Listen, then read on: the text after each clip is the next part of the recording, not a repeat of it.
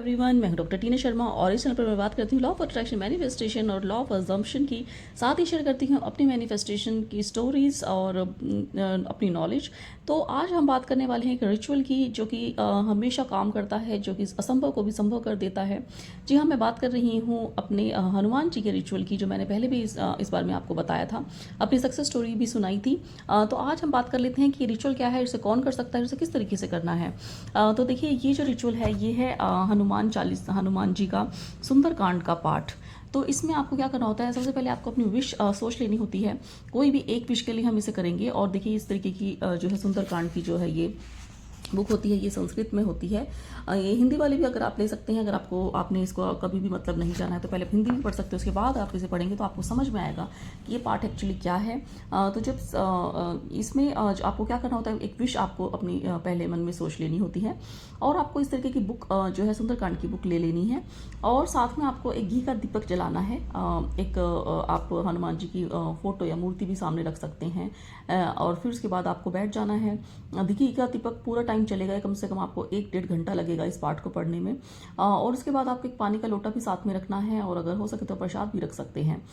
तो इसमें आपको जो है पहले संकल्प लेना है, अपनी विश बतानी है हनुमान जी को कि मैं इस विश के साथ ये जो सुंदरकांड का संकल्प ले रहा हूँ, इसको आप जो है मंगलवार से शुरू करेंगे और आपको कंटिन्यूस 11 दिन तक करना है। ऐसा नहीं कि हर मंगलवार को, नहीं, मंगलवार से लेकर उसके बाद बुधवार को, वीरवार को, इस तरीके से पूरा आपको 11 दिन तक लगातार करना है। तो आपको ये चोट लगाने के बाद सबसे पहले आपको गणेश जी से परमिशन लेनी है, गणेश जी का ध्यान करना है, उसके बाद राम जी का ध्यान करना है और फिर सुंदरकांड में आपको हनुमान जी का ध्यान करना है और अपनी विश बता देनी है और कहना है कि मैं इस विश के साथ अपना ये सुंदरकांड का संकल्प ले रहा हूँ, कृपया इसको पूरा करने में मेरी मदद करें। क्योंकि आप जैसे ही देखिए, हम कोई भी आप रिचुअल करने लगते हैं तो नेगेटिव एनर्जीज को उस रिचुअल को पूरा करने से रोकती हैं। तो हम इसीलिए हनुमान जी से ये भी कहेंगे अपने विश के साथ साथ कि इस पाठ को पूरा करने में हमारी मदद करें।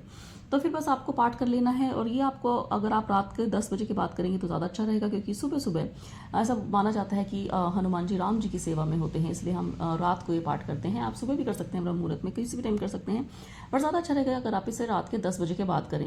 लगभग 1-1.5 घंटा इसे पढ़ने में लगता है और आपकी जोत जो है कंटिन्यूस चलती रहेगी। तो आपको उठना नहीं है बीच में।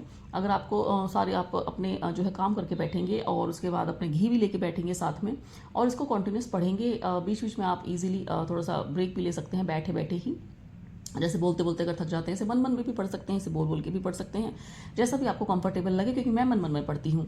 तो उसके बाद उसके जैसे ही आपका पाठ खत्म होगा, मैं आपको दिखा देती हूँ। तो देखिए, सुंदरकांड समाप्त, बस आपको यहाँ तक इसको पढ़ना है। और उसके बाद जैसे ही आपका जो ये पाठ खत्म होता है, आपको प्रसाद बांट देना है। जो पानी है उसे आप पी सकते हैं, पौधे में दे सकते हैं, सुबह सूरज को दे सकते हैं, पूरे घर में छिड़काव कर सकते हैं। और उसके बाद आपकी जो जोत है इसे बाहर रख सकते हैं और ये अपने आप जो है जैसे इसका तेल खत्म होगा इसे जलते रहने देना है। इसमें उसके बाद आपको इसको पूरी रात जलाने की ज़रूरत नहीं है। और जितना तेल है उतनी, या घी है, क्योंकि घी का दीपक लगाना है, तो घी है तो आपको जितना है उसमें वो अपने आप ही जलती रहेगी। उसके बाद उसको आप दोबारा, उसके बाद 11 दिन के बाद आपका जब पूरा हो जाएगा आपका पाठ, तो आपको जैसे ही आपकी विश पूरी होती है, 11 दिन के बाद आप इसे छोड़ देंगे, लेट गो कर देंगे। और फिर उसके बाद जैसे ही आपकी विश पूरी होती है, आपकी विश अगर जब पूरी हो जाएगी, जब आपको भगवान जी को प्रसाद चढ़ा देना है मंगलवार के दिन और थैंक्स बोलना है। 11 दिन के बाद आप इसको लेट गो कर देंगे और उसके बाद अपने विश के बारे में लेट गो कर देंगे, भगवान जी के ऊपर छोड़ देंगे। और उसके बाद इसमें मैं आपको सक्सेस स्टोरी सुनाती हूँ कि मेरी जो रैंक थी, जो नीट का एग्ज़ाम होता है, तो उसमें जो है मेरी रैंक पीछे थी, लेकिन क्योंकि मैंने रिचुअल किया हुआ था तो मेरी जो आगे से जो काफ़ी जो स्टूडेंट्स थे वो हट गए थे और मेरी रैंक आगे आ गई थी और मेरा बीडीएस में एडमिशन हो गया था। और ऐसे ऐसी बहुत सारी स्टोरीज़ हैं मेरे आसपास की, मेरे घर वालों की और मेरे रिलेटिव्स की, मेरे बहनों की। तो इसको आप करके देखिए, क्योंकि बहुत सारी इम्पॉसिबल चीज़ें भी थी जो कि पूरी हुई हैं और आप इसे करके देखेंगे और फिर आप इसे खुद ही मानेंगे। इनके साथ कुछ नियम होते हैं इस रिचुअल के साथ, जैसे कि आपको ब्रह्मचर्य का पालन करना है पूरे 11 दिन। आपको जो है नॉनवेज खाना नहीं खाना है, आप सात्विक खाना खाएंगे। महिलाएं जो लड़कियां हैं वो पीरियड्स में इसे नहीं कर सकती हैं। आपको ध्यान रखना है कि आपकी पीरियड्स की डेट आसपास ना हो, और अगर आपके पीरियड्स बीच में आ जाते हैं तो आपको छोड़कर आपको फिर से जब पीरियड्स चल जाएंगे उसके बाद आपको स्टार्ट करना है। और क्योंकि एक बार छूटने के बाद इसको दोबारा से स्टार्ट करना होता है। ऐसा नहीं हो सकता कि आप बीच में 4 दिन कर लें, फिर ब्रेक ले लें और फिर उसके बाद अगले बार इसे पूरा कर लें। इसको कंटिन्यूअस 11 दिन इसे करना है।